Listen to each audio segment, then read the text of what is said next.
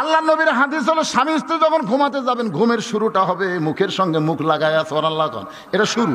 ঘুমের পরে আপনি যেদিকে ইচ্ছা হন অসুবিধা, কিন্তু শুরুটা করা লাগবে মুখের সঙ্গে মুখ। আয়েশা বলেছে আমি নবীর কাছে যতদিন ঘুমাইছি 2 বালিশে কোনোদিন ঘুমানোর ভাগ্য হয় নাই। যদি 2 বালিশ থাকে নবী 1 বালিশ ফেলে দেয়, দুটো কি একটার মধ্যে চলবে। সুবহানাল্লাহ কোন। মুখের সঙ্গে মুখ লাগায় ঘুমানো নবীর সুন্নাত।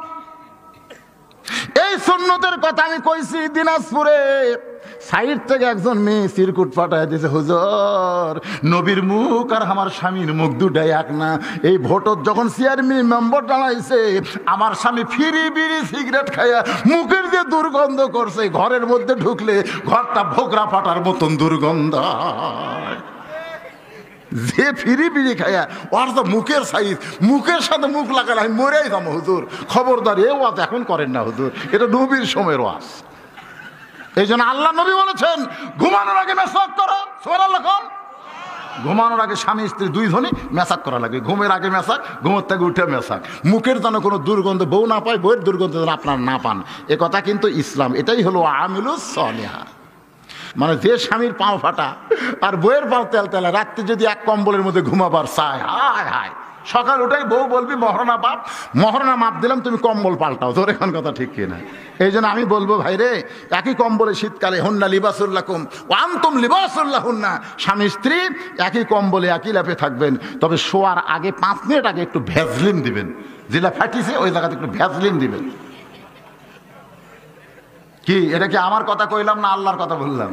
হুন্না পড়েন, হুন্না লিবাসুল লাকুম ওয়া আনতুম লিবাসুল লাহুন্না। এই আয়াতটা নাজিল কখন হয়েছে? নবী আমার বসে আছে ঘরের মধ্যে, এমন সময় উম্মাহাতুল মুমিনিন আয়েশা ঘরের মধ্যে ঢুকতেছে। সুবহানাল্লাহ কোন।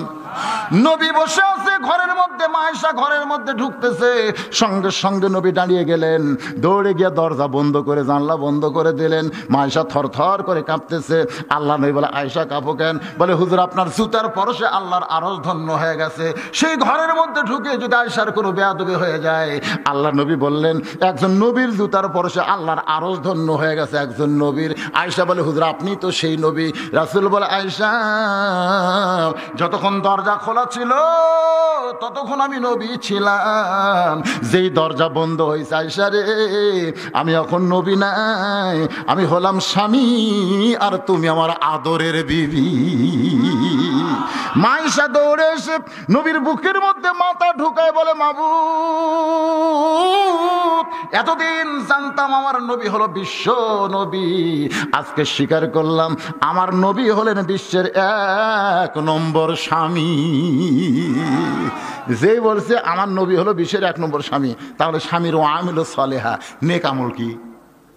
নেক আমল হলো আল্লাহ রাসূল বলছে, আল্লাহ রাসূল দেখাই দিয়েছে এরকম আয়েশার বুকের মধ্যে একটা ঠাসি মারছে। সুবহানাল্লাহ কোন না কেবারে। যারা বিয়ে করছেন তাদের জন্য বলতেছি, আবার প্রেমিকা যেন ঠাসাঠাসি করেন না, ওটা কিন্তু বলা আছে। আল্লাহ রাসূল আস্তে করে আয়েশার পিঠের উপর একটা ঠাসি মারছে। যে ঠাসি মারছে সঙ্গে সঙ্গে আল্লাহ বলে জিবরাইল আর দেরি করো না, আর দেরি করো, নবীর কাছে কোরআন নিয়ে যাও। ফেরেশতা জিবরাইল বলে আল্লাহ নবীর কাছে কতদিন কোরআন নিয়ে গেলাম, এইরকম তো যাবার কর নাই। আল্লাহ বলে জিবরাইল আমার নবী ঘরের মধ্যে ও আমিলুস সালিহা নেক আমল করতেছে, সেই নেক আমলে আমি আল্লাহর আরশ খুশি, কোরআনের আয়াত নাজিল হচ্ছে। সুবহানাল্লাহ কোন না। আপনারা বলেন তো নবী ঘরের মধ্যে কি নেক আমল করতেছে? নামাজ পড়তেছে, কোরআন শরীফ পড়তেছে, জিকির করতেছে। তাহলে সবচাইতে বড় নেক আমল হলো নিজের বউকে বুকের মধ্যে নিয়ে আস্তে করে একটা ঠাসি দেওয়া।